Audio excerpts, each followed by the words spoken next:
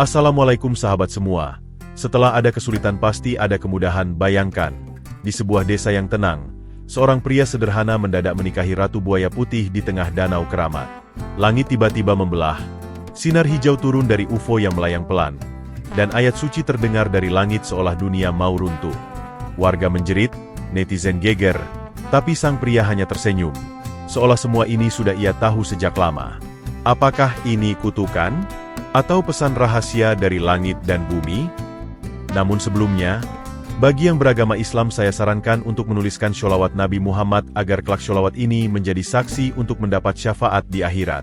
Like dan subscribe ke channel ini sangat membantu menyebarkan dakwah Islam dan menjadi amal jariah. Assalamualaikum sahabat semua.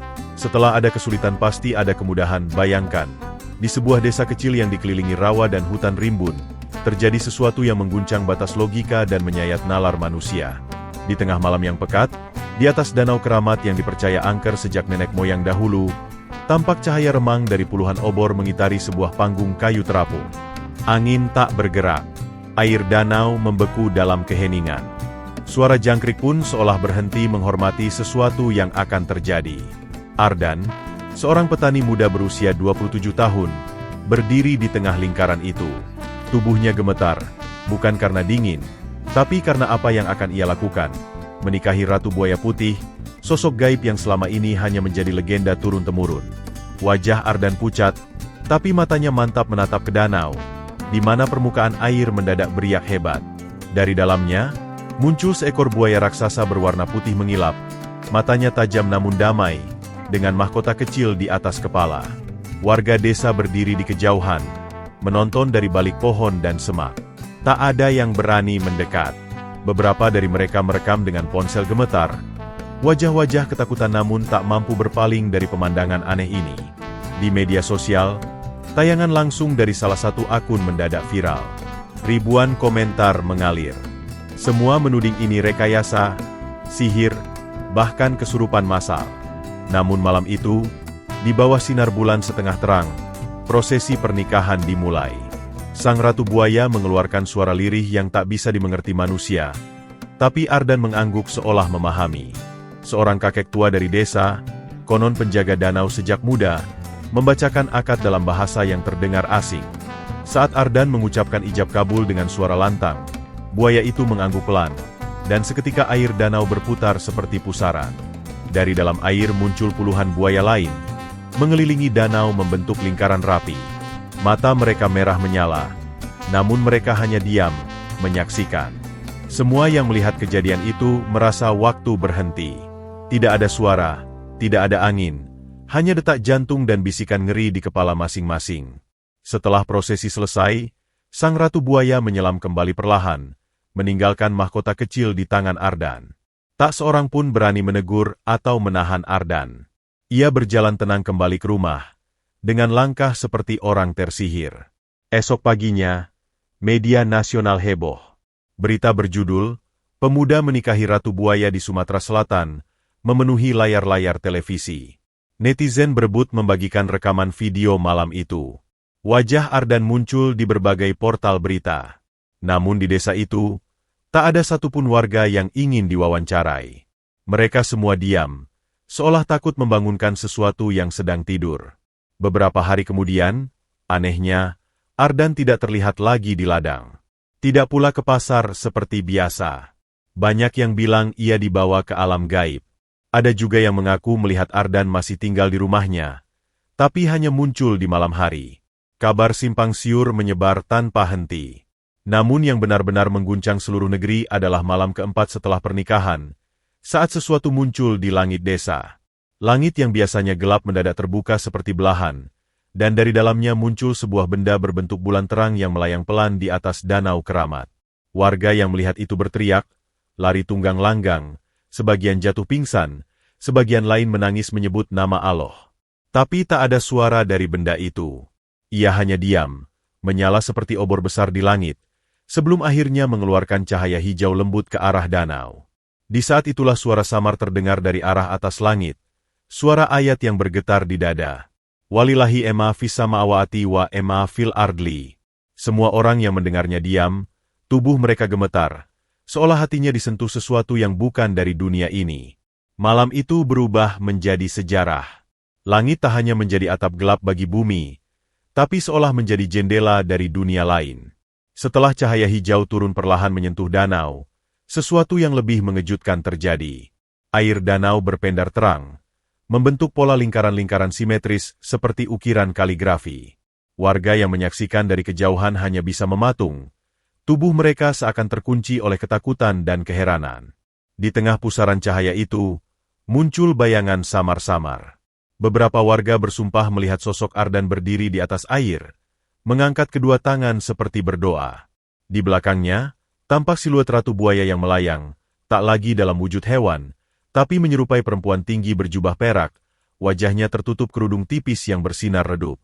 Tidak ada suara selain lantunan ayat dari langit yang menggema tanpa pengeras, langsung masuk ke dalam dada. Pagi harinya, lokasi danau sudah dipenuhi wartawan dan aparat. Garis polisi dipasang. Namun yang aneh, semua rekaman video dari malam itu mendadak rusak.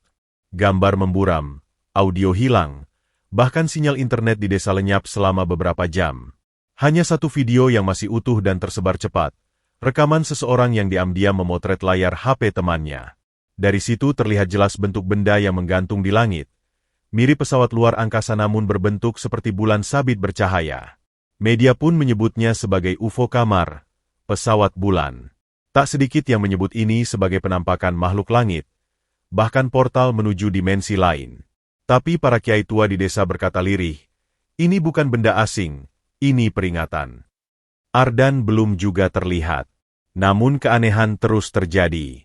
Setiap malam, suara azan bergema dari danau padahal tak ada masjid di tengah air. Air danau menjadi bening sekali, hingga dasar danau yang sebelumnya keruh kini tampak seperti kaca. Di kedalaman itu, tampak sesuatu yang tak biasa, batu besar dengan ukiran kaligrafi yang sama dengan yang dilihat malam penampakan. Tim arkeolog datang. Mereka membawa alat, menyelam ke dasar danau, dan benar saja, di sana ada prasasti batu bertuliskan potongan ayat Al-Quran dengan bahasa yang lebih tua dari Arab klasik. Saat dibaca oleh pakar filologi, mereka menemukan sesuatu yang mengejutkan. Batu itu menyebut bahwa langit dan bumi terikat dalam satu janji yang telah disebut dalam Wahyu. Ayat-ayat ini cocok dengan yang pernah dibaca oleh warga dari langit malam itu. Namun kehebohan belum berhenti. Malam berikutnya, benda itu kembali muncul. Kali ini lebih rendah. Kali ini lebih jelas. Dari bagian bawahnya, turun sesuatu seperti pintu kecil terbuka, dan dari sana melayang lembaran cahaya tipis berkilauan. Lembaran itu tidak jatuh, tapi mengapung perlahan ke arah daratan. Saat menyentuh tanah, lembaran itu berubah menjadi tulisan menyala, tapi bukan api. Tulisannya tak terbaca, hanya terbentuk dari cahaya. Salah satu kiai desa menangis saat melihatnya. Ia berkata, ini bukan tulisan biasa. Ini petunjuk. Ini pengingat. Ketakutan dan kekaguman menyelimuti desa. Para tokoh agama dari kota besar berdatangan. Beberapa mengajak warga untuk bertafakur. Beberapa justru membawa kamera dan mengejar sensasi. Tapi malam keempat setelah lembaran cahaya itu turun, ada satu hal yang lebih mengejutkan lagi. Seorang anak kecil, anak yatim berusia 7 tahun, tiba-tiba berbicara dalam bahasa yang tak pernah ia pelajari. Kata-katanya mengalir seperti ayat. Tubuhnya kaku. Matanya kosong. Suaranya berat seperti bukan miliknya. Ia berkata, yang di langit dan di bumi telah ditentukan, dan tidak ada satupun yang luput dari pengetahuannya. Anak itu kemudian pingsan. Para ulama yang hadir langsung sujud. Mereka yakin ini bukan permainan sihir. Ini bukan rekayasa. Ini adalah pertanda. Semua pandangan kini mengarah pada satu titik. Ardan, yang menikahi Ratu Buaya, kini menjadi jembatan antara dua alam. Dan UFO di atas danau bukan sekadar kendaraan asing, tapi pembawa pesan yang tak bisa diabaikan. Desa kembali terguncang saat kabar menyebar. Ardan muncul, tapi tidak sendiri.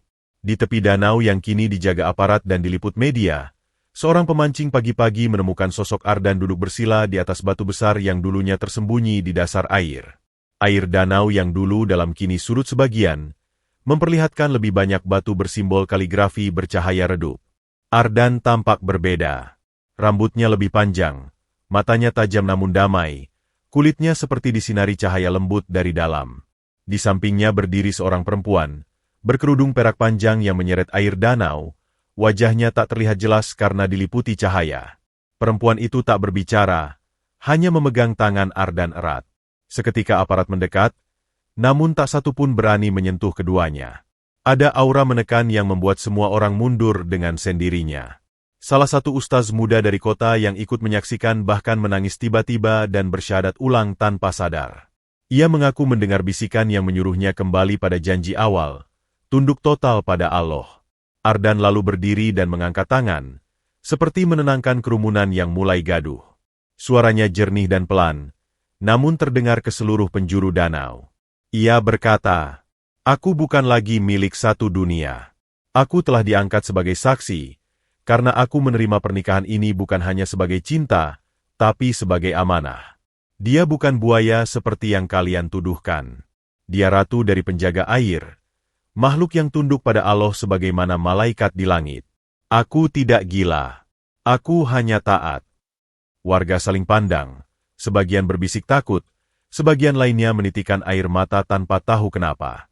Keheningan pecah saat sang ratu angkat bicara.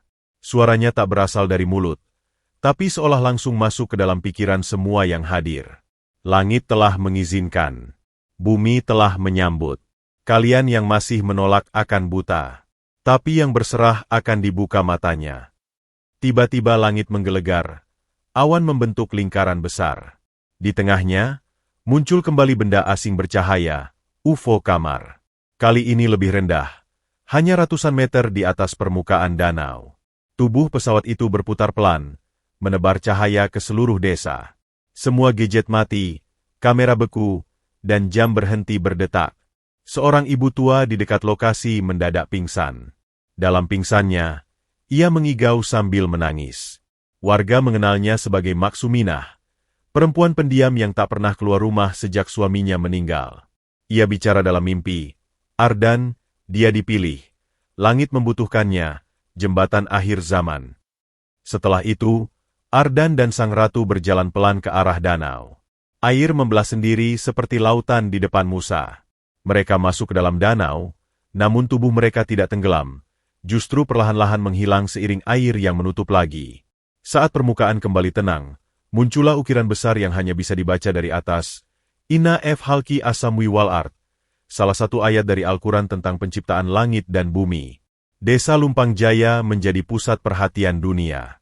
Ilmuwan, ahli spiritual, bahkan badan antariksa dari luar negeri mengirim tim. Tapi setiap kali mereka mencoba menyelam atau meneliti lebih dalam, mereka dihentikan oleh kejadian aneh.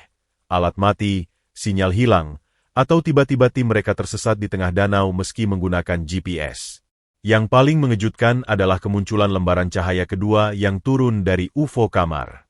Kali ini, tertulis lebih jelas. Bukan simbol, tapi bahasa Arab dengan terjemahan di bawahnya. "Kami perlihatkan tanda-tanda di langit dan di bumi, agar manusia berpikir. Tapi kebanyakan mereka berpaling." Para ulama menangis. Mereka berkata ini adalah ayat yang selama ini dihafal, tapi kini terasa benar-benar hidup. Dan Ardan, pria sederhana dari desa, telah menjadi simbol dari sesuatu yang jauh lebih besar dari cinta atau keberanian. Ia telah menjadi bagian dari takdir besar yang belum selesai terungkap. Malam pun jatuh dengan sunyi yang menusuk. Tapi bagi desa itu, malam bukan lagi penutup hari, melainkan gerbang ke sesuatu yang lebih dalam. Sejak pernikahan Ardan dengan Ratu Buaya dan kemunculan UFO kamar, Lumpang Jaya tak pernah kembali menjadi desa biasa. Setiap malam, langit di atas danau memancarkan cahaya redup berbentuk lingkaran, seolah ada mata besar yang mengawasi dari langit. Tak satu pun hewan malam berani bersuara, angin pun seolah menahan napasnya. Warga hidup dalam sunyi yang menggantung, antara takjub dan takut. Rumah-rumah mulai ditinggalkan. Sebagian warga pindah ke kota karena tak tahan dengan gangguan mimpi-mimpi aneh. Mereka bermimpi melihat air danau berubah menjadi mata, melihat langit yang menunduk, dan suara yang terus berbisik. "Lihatlah tanda-tanda itu, jangan kalian dustakan." Bahkan anak-anak kecil menggambar simbol-simbol tak dikenal di tembok rumah dan mengaku melihat Ardan duduk di pohon tinggi saat malam hari. Di media sosial, Video dan potongan gambar viral tak henti. Hashtag Ratu Buaya menikah dan Ardan Langit Bumi menjadi trending dunia. Tapi tak semua orang percaya. Banyak yang mengolok-olok, menganggap ini tipuan kamera, atau hoaks massal yang diatur untuk menarik perhatian wisata. Namun mereka yang datang ke Lumpang Jaya merasakan sendiri keganjilan. Alat elektronik rusak, sinyal hilang, bahkan langit terasa lebih dekat. Suatu malam, seorang peneliti dari luar negeri bernama Dr. Silva, yang dikenal sebagai ateis keras, berkemah di pinggir danau bersama timnya. Ia membawa alat pemantau langit buatan sendiri, yang mampu menangkap frekuensi luar spektrum manusia. Tapi tepat pukul 2.14 dini hari, semua alatnya terbakar spontan. Api muncul tanpa sumber, dan seluruh timnya melihat sosok raksasa putih muncul dari dalam danau. Bukan buaya, bukan manusia. Ia tinggi menjulang, mata berwarna hijau zamrud, dan mengucapkan kata yang tak mereka mengerti, kecuali satu orang, penerjemah lokal bernama Syarif. Syarif gemetar saat menerjemahkan suara makhluk itu. Langit tidak salah, bumi tidak lupa. Yang kalian sebut mitos, adalah janji yang tertunda. Dr. Silva langsung jatuh pingsan. Paginya, ia bangun dengan wajah penuh air mata. Tanpa berkata apapun, ia meminta disiapkan air wudhu dan memohon diajarkan syahadat. Seluruh timnya menyaksikan dengan hening. Ia lalu mengaku dalam bahasa terbata, "Saya telah melihat sesuatu yang tidak dapat dijelaskan dengan ilmu saya.